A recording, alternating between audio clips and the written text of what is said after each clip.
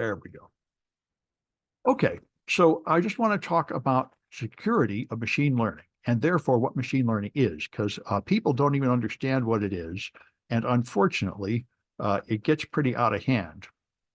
So I think you all know this about me. I'm a teacher at City College San Francisco and a corporate trainer. And the only important thing that matters is samsclass.info, although I highly recommend you all join Mastodon if you haven't. This is where the whole information community fled when Elon bought Twitter and kind of burned it down for us. And so that's where I get my news and a lot of connections to other information security professionals. Anyway, so the threat. What is the risk of artificial intelligence? Unfortunately, the most commonly understood risks are complete nonsense. So we have an extinction level threat from AI. The government report says Elon Musk says AI will be smarter than humans by next year. I ought to remind you that Elon Musk said that Teslas would drive completely without any human, and you could take your Tesla and send it out as a robot taxi to make money. And that was, I think, in 2016 or 2017. He promised that next year. And you may have noticed that has not happened. Most everything he promises does not happen. Ukraine, however, has made killing machines without any human in the loop, which is something I thought was a barrier that people would stop. But of course, during war, people kind of forget about the rules. And so what happened is they had drones with weapons on them to shoot the Russians. And then the Russians found out they could jam the radio signals. So you can't control the drone. So they put an AI on the drone that will autonomously target something and fly there and shoot it, which is one of the nightmares from science fiction, that we have these robot killing machines wandering around shooting the people, and we can't figure out how to stop them.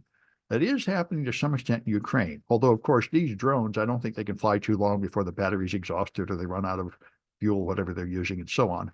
But still, I thought a fundamental principle was there would always be a human in the loop before you shoot a weapon, and that is no longer true. So this is all related to the religions of Silicon Valley. You probably know that in Hollywood, a lot of the actors are in Scientology. They have their own sort of crazy religion just for them. And Silicon Valley has invented their own crazy religion just for technical people, and especially AI people. And it started with this thing called effective altruism, which is what Elon Musk claims to be in.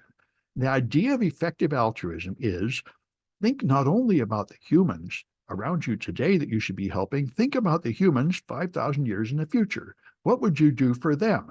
And if you could do something for these theoretical imaginary humans thousands of years in the future, and you help more of them by hurting people today, well, then that's a moral thing to do. Now, the thing they seem to completely skip is that those theoretical humans in the future are just your imagination and may well not be based on anything. But this is where Elon Musk says we have to get to Mars. And it's important. Sending people on a suicide mission to Mars is beneficial to the human race because future generations will benefit from us having colonized Mars. And so anyway, effective altruism has been around for a while. That's the idea of effective altruism. And now they made effective accelerationism.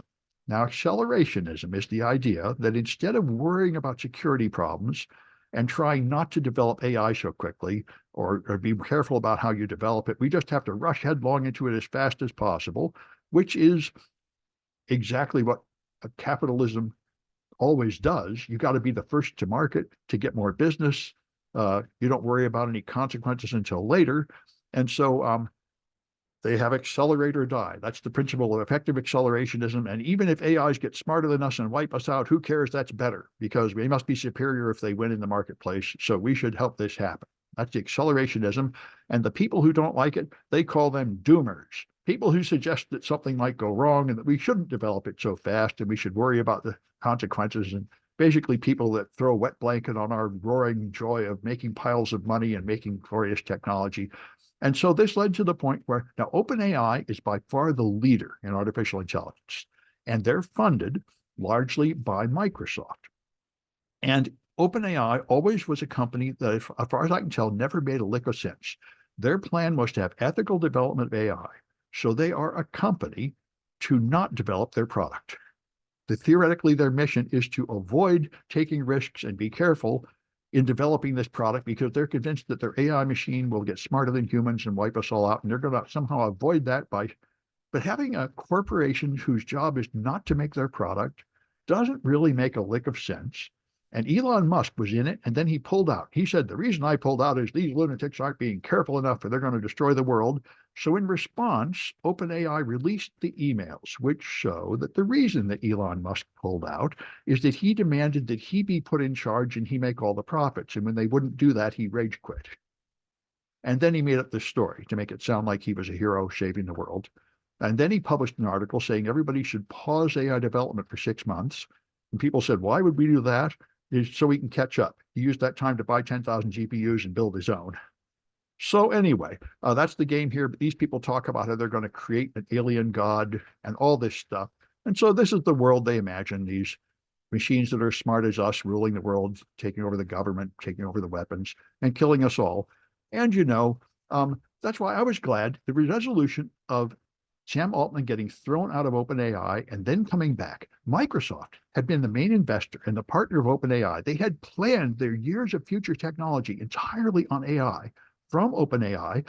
And then on Friday, they fired the CEO, and 90% of all the developers said, if you fire him, we're going to quit too. So the company was destroyed. And Satya Nadella is the CEO of Microsoft, and he said, hey, you guys didn't tell me anything. I invested in you. I based my whole product line on you, and you just go crazy and self-destruct on me. And he wasn't emotional. He wasn't rude. He was brilliant and skillful. He was said, well, you have some turmoil over there, but anybody that's jumping ship, you can just hire at Microsoft. We'll just make a division of Microsoft to take all you people that are leaving. And then they calmed him down. They put Sam Altman back in charge. All the developers went back to OpenAI. Now they just sort of knocked off this resistance to rapidly developing, and Microsoft got a seat on the board. So I was very impressed with Satya Nadella. And the result is you have these childish, crazy people with their crazy, stupid religious idea that they're going to make things that are smarter than humans that will destroy the world. And Microsoft is the adult in the room. They say, yeah, you guys have invented some new tech. We've seen people invent new tech before. And what happens is when you invent new tech, there's this period when it's new and nobody knows what it is. Then people start getting excited. They say, this is the greatest thing ever. And this is the hype cycle from Gartner. And then after a while, you'll realize, this isn't so great. It's too expensive. It has disadvantages. Gee, this isn't the great thing we thought it was. Then everybody will hate it and turn against it. And when you're all done throwing temper tantrums like children, it will turn out to just be another thing, like spreadsheets, like the internet, like cars, like the spinning wheel. Everything comes out and it has some value, but it's not the end of the world. It's not the answer to every problem. And so Microsoft said, look, we're going to make a commercial product. We're going to make Microsoft Copilot, which is designed to be used in business. It has reasonable safety guardrails. It is affordable. We're going to charge money for it, but not too much. Microsoft is the adults in the room. All right, how about you guys knock off all this stupid garbage about destroying the world? And you just admit you've got another tech and we're going to make something that people can use. So Microsoft is now the technical leader and the market leader in AI, which is something I never expected. Microsoft is a pretty left-footed company. They usually make 3 flops and a hit, 3 flops and a hit, but they really jumped on AI, and Satya Nadella steered them very wisely towards the best AI and to make the best commercial product. So while everybody else is just slogging around in pre-beta versions of something that doesn't work very well, Microsoft has commercial product that you can buy, and they're going to make a pile of money while other people are catching up. Now, Apple just announced last week their version, and that sounds pretty good, but it's not out yet. Microsoft's been out for a couple of years with the first few versions of their Copilot product, and it really works. If you get Visual Studio Code and you get GitHub Copilot, it will really help you write code. It's really valuable, and people like it. So I appreciate them. They're there to market with a reasonable product while everybody else is still playing in science fiction fantasy land. So let's understand what machine learning is. If you understand what it is, you will not be afraid of it like those people. It is incredibly simple. It is not very smart at all. And it's been around for a long time. I've been doing this for 50 years. Every few years, I'd come across some application of machine learning and try to use it, and it never was worth much until recently. So machine learning is where you don't have to program exactly what the computer will do. So if you want a spam filter, you have examples of spam email and examples of regular email, and you want to learn to tell one from the other. So in traditional programming, you would then write a code that says, look for these words. And if it's in these words appear too many times, then it's spam. And if they don't, then it's good. And then you would have, so your traditional software development process, you study the problem, you write rules, you test to see how good the rules are and analyze the errors, and then you iterate here through many versions until you get it good enough, and then you launch. That's traditional programming, and then the human has to apply all the intelligence. But in machine learning, you study the problem, you create a machine learning model that learns itself. You just give it examples. Here's some spam and here's some good email. You figure out what makes them different, and then you evaluate it, and you may have to adjust your machine learning model and go through layers of training and adjustment, but at some point it's good enough, and then you launch. Now, the difference is you didn't write a series of if statements here. You don't know exactly what it's doing. The model figured out itself how to tell spam from real email. And so you can automatically train it and adapt as changes go by, but you don't exactly know how it works, and you don't exactly know how to adjust it. If it does something you don't like, it's not immediately clear how to stop it from doing that thing you don't like. You can't find which line of code did that and change that line of code because you didn't write the code. So that's an issue, and there's a lot of other problems out there like speech recognition and many other problems that are appropriate for machine learning. Looking for defective products on an assembly line. You just want to measure what an average product is and ones that look strange. And this turns out to be very good. Looking for tumors in brain scans and x-rays. Machine learning is better than humans at this now. Classifying news articles, natural language processing, reading like a movie review to decide if it's positive or negative, and chatbots like we're doing, and so on. There are many, many applications of these things. And the one we use all the time, of course, is all the suggestions. You go to Amazon or Netflix and they say, oh, well, we looked at everything you've bought or viewed, and here's what we think you ought to look at next. And that's an AI these days. So here's the basic types of machine learning systems. Supervised learning is the easiest to understand, like the spam filter. You have a bunch of training data that has been labeled by humans. This one is spam, this one is good. So after humans have labeled it, then you learn to imitate and try to become as good as the human at doing this job. That's supervised learning. Then there's, so tasks like sorting things into categories is one, and fitting a curve. You have a bunch of data and you're going to fit some kind of curve through here. And here you have an interesting problem we're going to get back to. How accurately do you want to fit these data points? Now, you could do what I think most people would say is, I figure this variation is noise, and the trend is this sine wave looking thing. So I want a smooth curve that goes through the points, but it doesn't hit every point. Now, you could make another mathematical model with more parameters that would spike every single point by going up and down rapidly. And how do you actually know that that's not the real trend? You just have sort of an intuitive idea that the minor variations is the noise that doesn't matter, and the smooth thing is the trend, but that's a human judgment you're feeding in, and that's a thing to be aware of. The AI doesn't know the difference. And so you have, but AIs, if you train them, they typically have millions or billions of parameters. So they have enough parameters to absolutely spike every data point. And yet then you add an artificial regularization parameter, which smooths the output, which causes it to be a less accurate fit to the training data, but more representative of the real population. And that's a human judgment. So it's a thing to be aware of. You call them intelligent, but the fact that they have some intelligence does not mean that you don't need a human adding a lot of intelligence to make it actually do anything valuable. Then there's unsupervised learning. Suppose you have a bunch of data that's not labeled. Can you get any good out of it? Well, what you could do at least is sort it into categories. There's a cluster over here, then there's a gap, and there's a cluster over here. And this is, by the way, how all science works. You start with a phenomenon, and the first thing you do is just classify it. They call it taxonomy. Animal, vegetable, mineral. If you don't know anything, first you just sort them into groups, and then you try to analyze the groups. Another big issue is dimensionality reduction. If you consider Tesla. A Tesla is driving down the road. It has a camera looking in front of it with probably like 4,000 by 4,000 pixels or something, and something like 30 or 60 images per second. It's got unthinkable megabytes of data coming in. There's no way you could possibly process all that data fast enough to decide if you're going to run into something.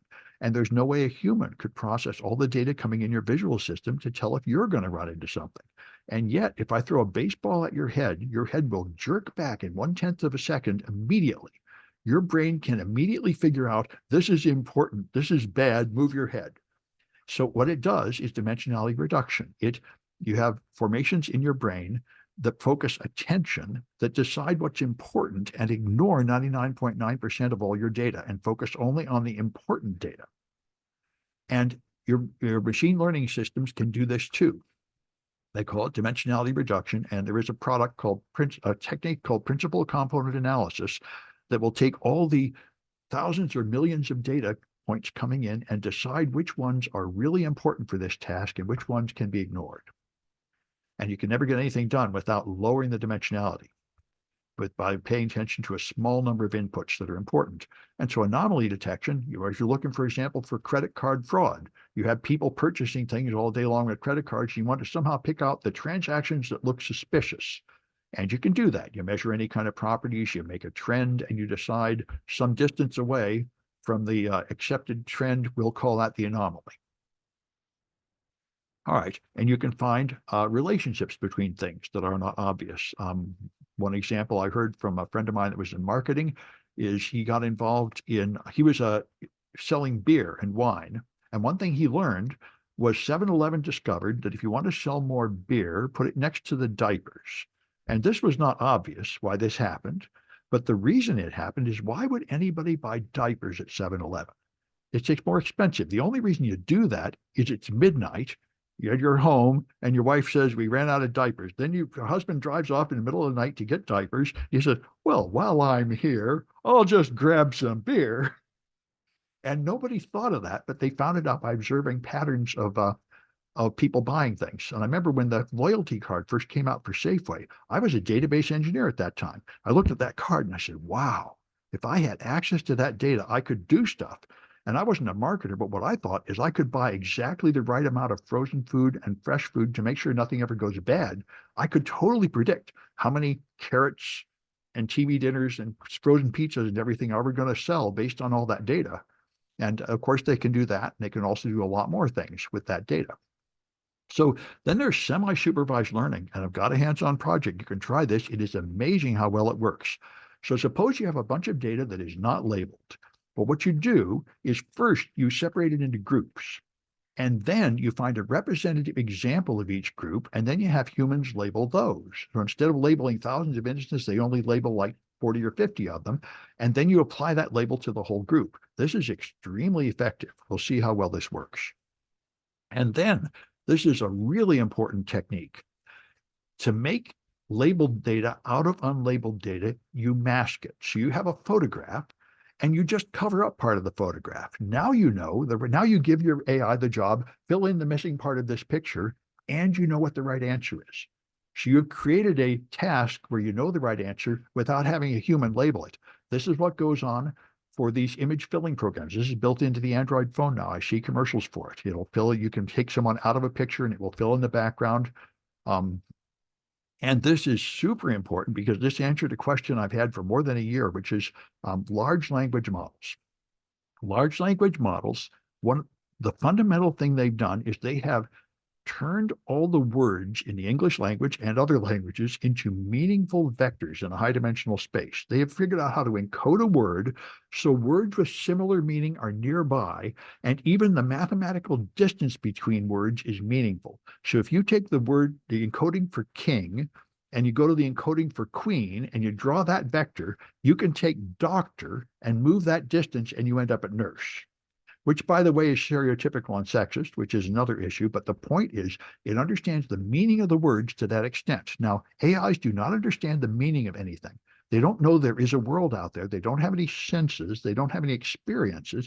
They're just solving a mathematical problem, lining up the words without knowing that they mean anything.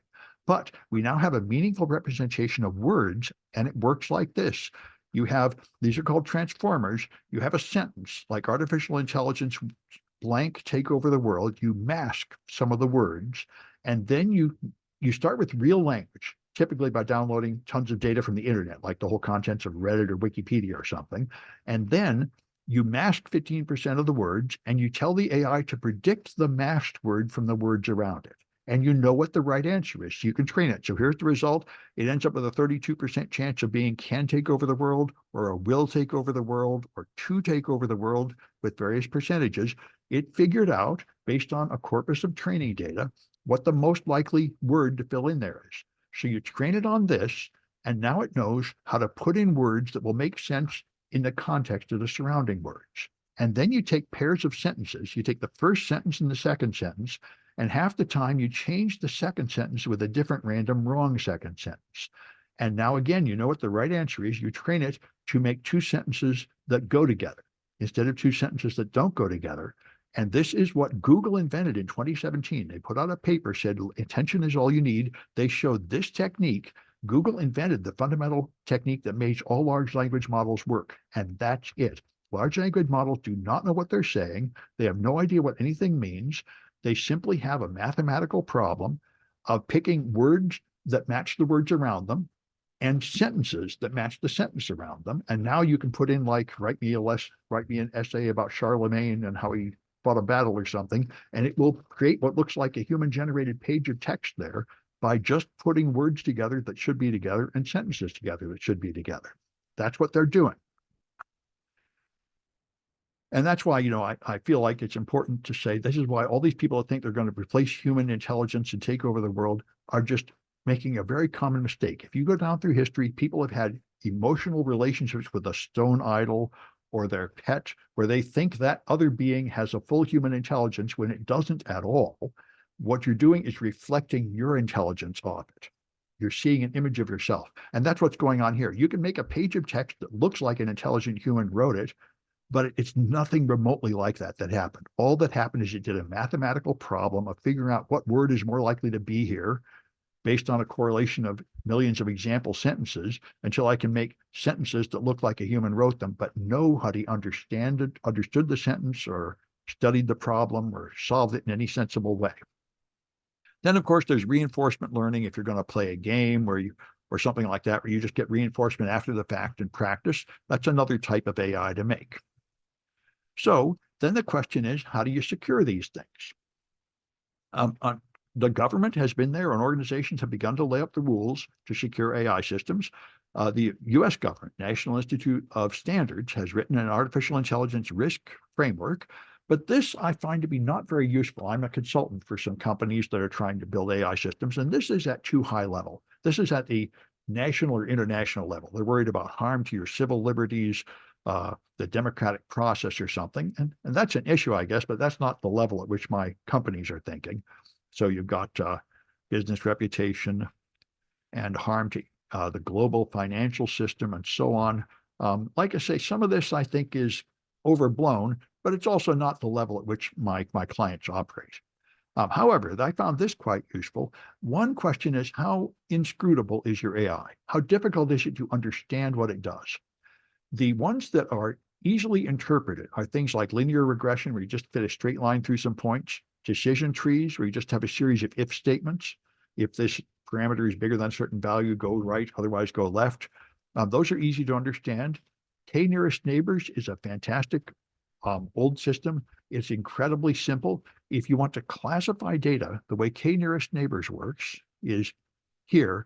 You'll have a class. Let me find the one up here that had more of a clear. There's one here. So what you do is you pick some arbitrary point. Then you take all the ones that are closest to that center and call them in that group. Then you take the average position and move the center there. That's all you do. It's just sort of like sticking a ball on a trampoline, and as it falls, it calls the pine cones to fall closer to it. That's called K-nearest neighbors. It's extremely simple. It doesn't take much computation power, and it's extremely effective at solving problems like this, just finding the groups. And therefore, it's pretty easy to understand and pretty effective.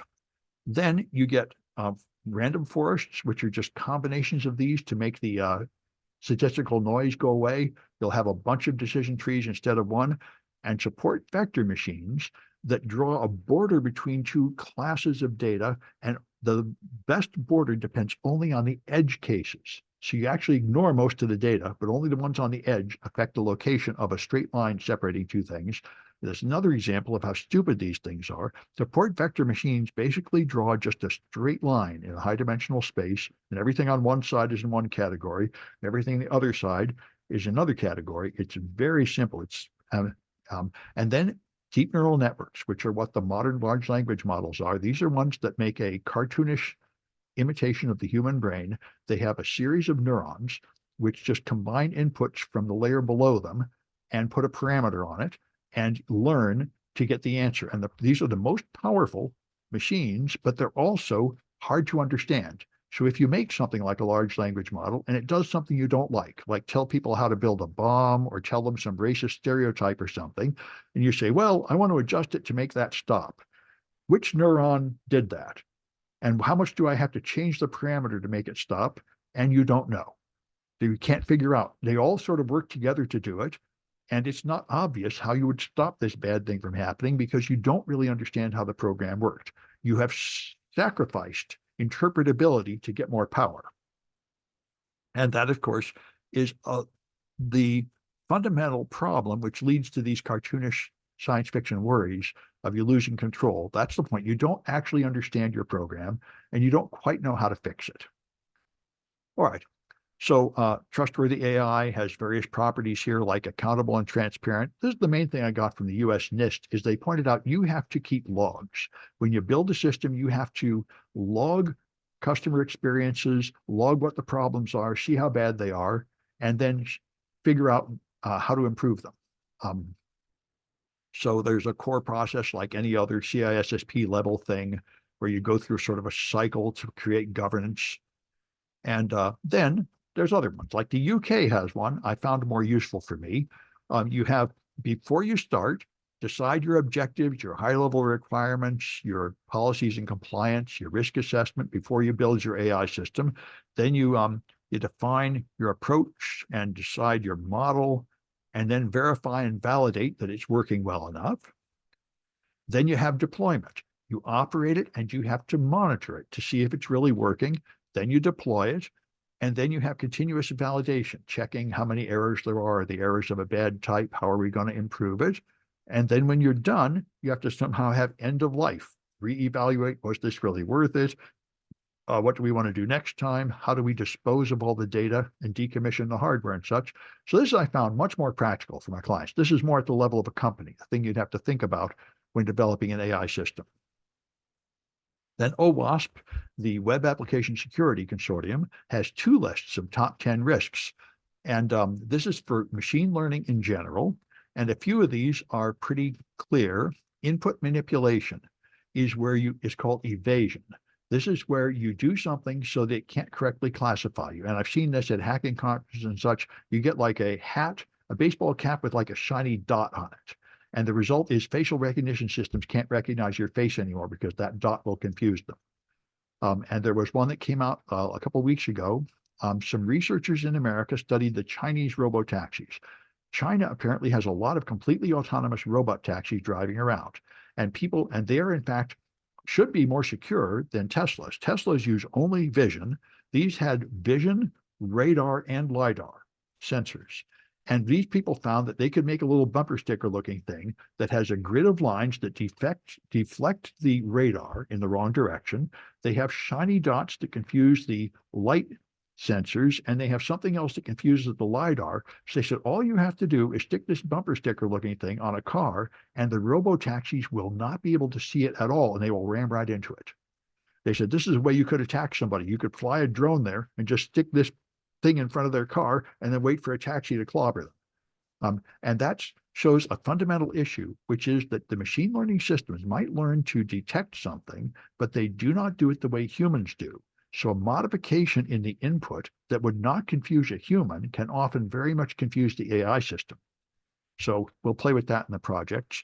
Then if you can manipulate the training data, you can poison the data. And when I first heard of this one, I said, well, how could you manipulate the training data? That's unreasonable. But it's not that unreasonable because now I've seen numbers that say like 60 or 70% of the entire internet is now AI generated junk. So you could fill the internet with junk saying something that you want to make AIs learn, and they would probably hoover it up and learn from it.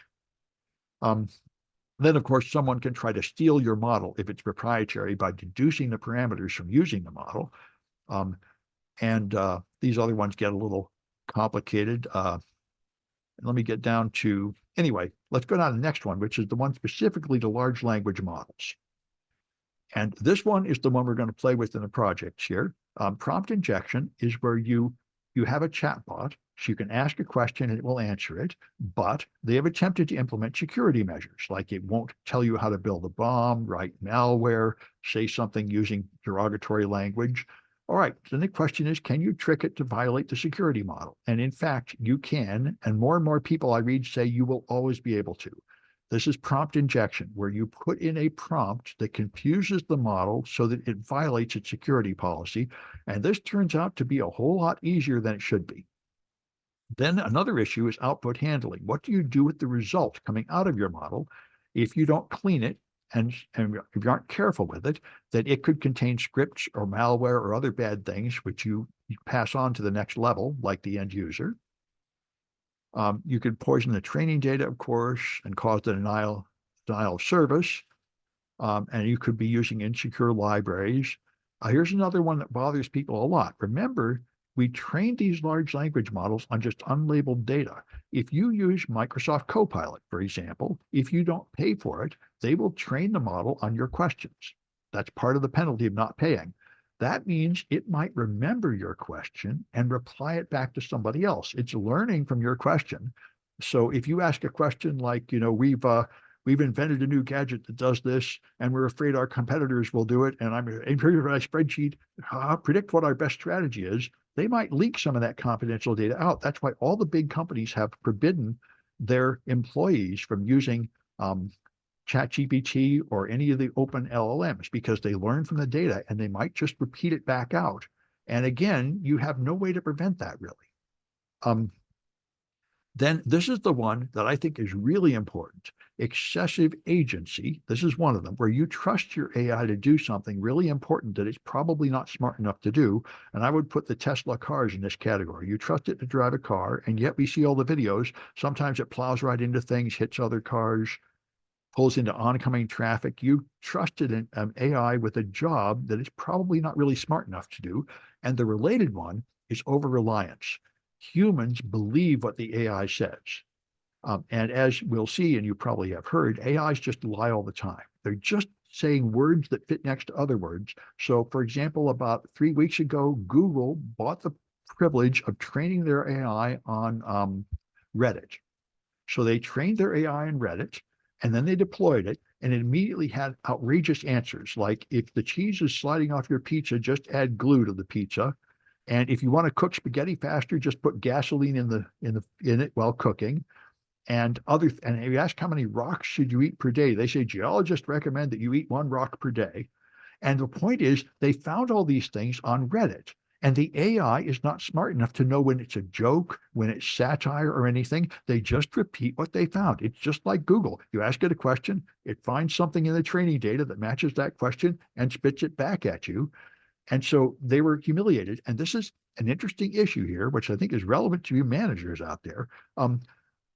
Google invented this technology and published it, and they have no product that works at all. They've 2 or 3 times tried to roll it out. They've been horribly humiliated. They've had to pull it back and turn it off.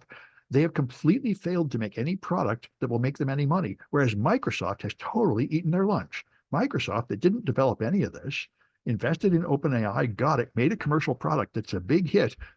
They're managing much better. And this is something I hear Scott Galloway say all the time. The early bird gets the worm, but the second mouse gets the cheese. You often, the developer of the original thing is not the one that really makes money. And I can see Google is technically way ahead, and Microsoft is way ahead on development and marketing. Google failed to actually turn this into something practical. Okay, so Copilot is a product I mentioned a lot. Copilot is a very interesting product, and I've got several projects where you get to learn how this works. What Copilot does is You can go to Copilot, you can say, well, my manager wants a review of our progress on this case. So look through all my documents in Office 365, in the cloud service they have, a OneDrive and my OneNote, my PowerPoints, my spreadsheets, my everything, and find all the information and write me like a one-page summary. And it will do that. Microsoft 365 Copilot will look through all your documents in the cloud services, and it will find the relevant information and use a large language model to answer your questions about it. And here's how it works. This is called retrieval augmented generation. It is the modern technology. What I thought it did, which is what the early ones did, is it would have to retrain on your personal data, which is expensive and slow and very impractical. This is what it actually does. You have a large language model from OpenAI, which was trained on just a variety of data from the internet, so it understands the structure of the English language, but it does not know anything about your company's internal documents. That's available. Then you have all your Microsoft apps, your Word, your Excel, your Outlook, and everything is all here. And so what it does is when you ask it a question, it looks through all your documents with a technology called Microsoft Graph. It picks out the relevant information from those documents and it adds it to your prompt. So you write a sentence like, I want everything about this project over the last year, and then it adds pages of data to it, which it harvested from all these other sources to be used for context. And it uses the large language model and creates readable English based on that company data. This is the best way to do it. This is the most popular way to do it. And it's what all my clients want, is this. They want, and all, by the way, they also want to run it on their own servers. They don't have to trust any cloud service. And you can do all that.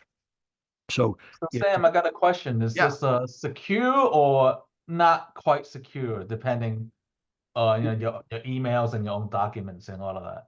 it's a very good question. There are several security issues. Now, one of them is, does it leak your data to a public cloud?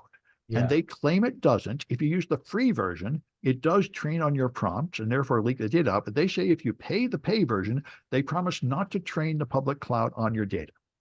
So it shouldn't be leaking that out. But another question, which is more to the point, is what if some of this data was not really public? What if you got emails that say, I'm telling you who's going to get laid off next month, but don't tell anybody yet? How is the AI going to know not to include that in the documents you write? And that is a huge problem.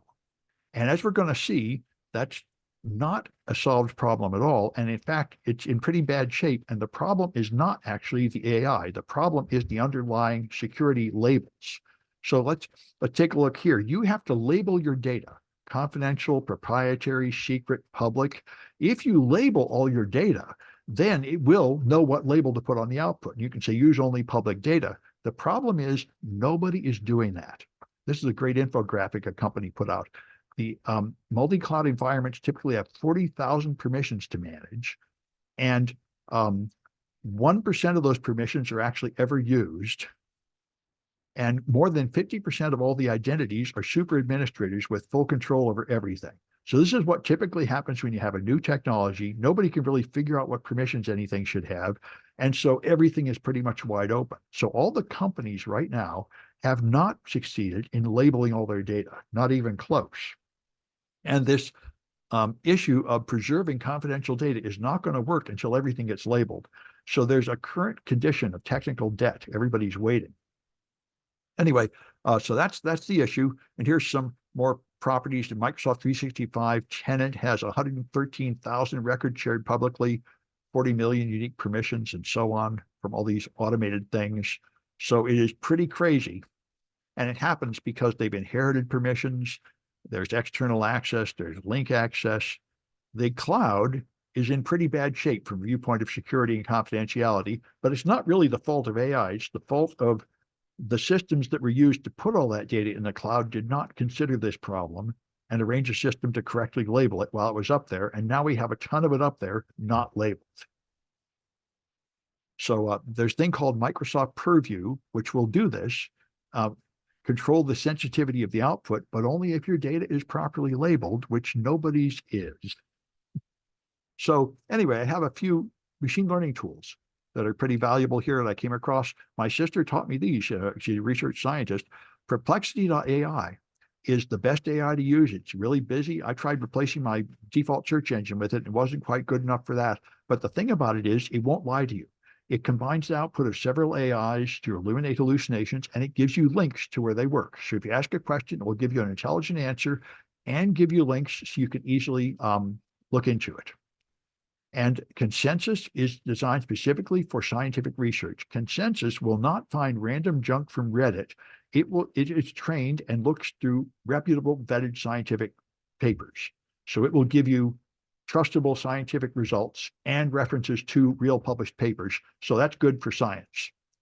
And anything LLM I mentioned before, this lets you make your own on-premise AI that will run on your local machine and use your extra data to add to all the queries of whatever type you like, and it's very easy. And Olama lets you run large language models locally, so you don't have to use the cloud at all. You can run them on your own machine. They don't take a powerful processor or anything. It's nice if you have a graphics processing unit, but you don't really need it. And that's one way to go. And so I got a whole lot of hands-on projects, which is what we're going to start doing. Let me stop this recording.